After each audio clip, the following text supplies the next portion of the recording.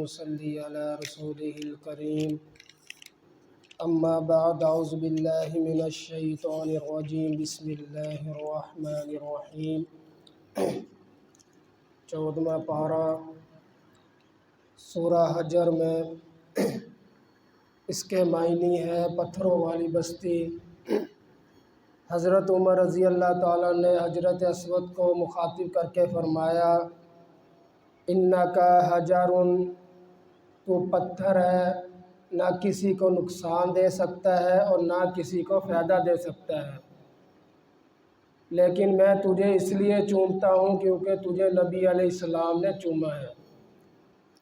پھر اس میں اللہ تعالیٰ نے اس بات کا بھی ذکر کیا کہ جو کوئی ایمان والا مجھ سے سچی توبہ کر لیتا ہے، سچی نیت کے ساتھ، صاف دل کے ساتھ مجھ سے توبہ مانگ لیتا ہے، توبہ کر لیتا ہے، استغفار کر لیتا ہے، چاہے اس کے گناہ زمین سے لے کر آسمان تک، آسمان سے لے کر زمین تک، اس میں جتنا بھی خلا ہے، چاہے اس کے گناہ اتنے ہی کیوں نہ ہو، میں ان کو معاف بھی کر دوں گا اور ان کو نیکیوں میں تبدیل بھی کر دوں گا۔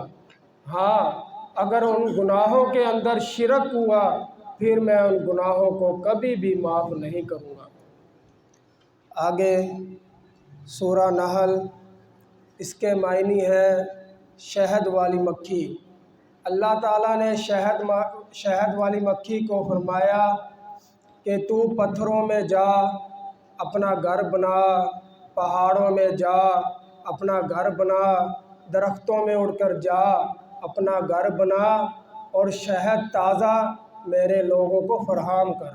یہ اللہ تعالیٰ نے شہد کی مکھی کو فرمایا۔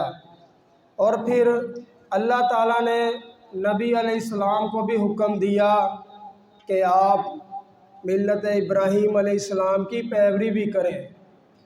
نبی علیہ السلام نے فرمایا، میں نے اپنے دونوں نواسوں کو، حسن اور حسین کو گود میں لے کر رب العالمین سے دعا کی، اے میرے رب ان دونوں میرے نواسوں کو اپنی حفاظت میں لے لے، اپنی پناہ میں لے لے۔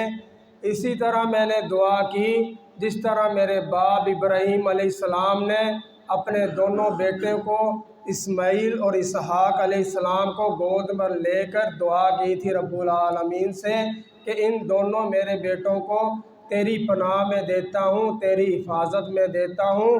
میں نے اسی طرح اپنے باپ ابراہیم کی پیروی کی اور اپنے دونوں نواسوں کو گود میں لیا اور اللہ سے دعا مانگی کہ میرے رب ان دونوں کو تیری پناہ میں دیتا ہوں، تیری حفاظت میں دیتا ہوں۔ اور پھر اس میں اللہ تعالیٰ نے آیت الکرسی کا بھی ذکر کیا کہ نبی علیہ السلام نے فرمایا، جو کوئی رات کو سونے سے پہلے آیت الکرسی پڑھ لیتا ہے، اللہ تعالیٰ اس کی جان اور مال کی حفاظت کرتے ہیں۔ اللہ تعالیٰ ہمیں رب العالمین کی اطاعت کرنے والا اور نبی علیہ السلام کی پیروی کرنے والا بنائے۔ میرا سنانا اور آپ کا سننا اللہ تعالیٰ اپنی بارگاہ میں قبول و منظور فرمائے۔ وآخر دعوانا الحمدللہ۔